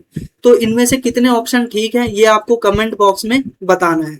Simple सा आप यहाँ पर बताइएगा आर्टिकल नंबर 4 और ये उसका आंसर है। उसी तरह आर्टिकल 1, 2, 3 में जो क्वेश्चन पूछा गया है आप बताइएगा कि आर्टिकल नंबर 1 ये उसका आंसर है, आर्टिकल नंबर 2 ये उसका आंसर है, ठीक है। तो इस प्रकार से आप यहाँ पर बता सकते हो। और लास्ट में क्या है, इसका जो आंसर है वो आपको हमारे Telegram channel NK global education पर यहाँ पर मिल जाएगा। इसी के साथ आप ग्रुप को जाकर ज्वाइन कर लीजिए, आपको बहुत सारे फ्री रिसोर्सेज भी मिल जाएंगे। इसी के अंतर्गत आपको यहाँ पर देखने को मिलेगा करंट अफेयर का वन स्टॉप सॉल्यूशन, जिसके अंतर्गत आप एक बार ग्रुप को ज्वाइन करेंगे 499 में, आपको जितने भी पहले के आर्टिकल्स हैं वो मिल जाएंगे। इन फ्यूचर जितना भी आर्टिकल अब ऐड किया जाएगा वो मिलता रहेगा। कब तक की वैलिडिटी है, लाइफ टाइम वैलिडिटी, जब तक आप इस ग्रुप को ज्वाइन करके रखना चाहते हैं रख सकते हैं।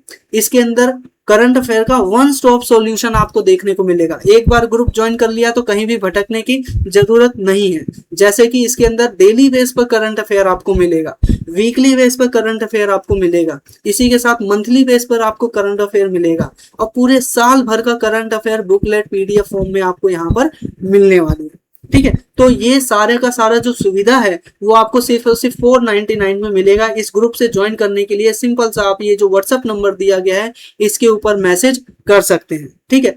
मैसेज कीजिएगा I want to join the group और आगे का जो प्रोसेस है वो आपको पूरा बता दिया जाएगा, ठीक है। तो इसी के साथ साथ ये हमारा पूरा आज का लेक्चर था। मुझे उम्मीद है आपको ये जो वीडियो है वो जरूर पसंद आई होगी। अगर वीडियो पसंद आई हो तो वीडियो को लाइक जरूर कर दीजिएगा, चैनल को सब्सक्राइब कर लीजिए रेगुलर बेस पर क्या है वीडियो देखने के लिए, ठीक है। यहाँ पर आप जाते जाते देख सकते हो कि किस प्रकार से अपना पूरा मंथली मैगजीन रहने वाला है। ये आप देख सकते हो इंडियन पॉलिटी का पूरे साल भर का करंट अफेयर कंपाइलेशन है, M2M प्रोग्राम के अंतर्गत रहने वाला है, ठीक है, जो कि क्या है अलग अलग सब्जेक्ट में सब्जेक्ट वाइज आपको यहाँ पर तैयार करके दिया जाएगा, ठीक है। तो इसी के साथ साथियों मिलते हैं आपसे नेक्स्ट वीडियो में, तब तक के लिए नमस्कार।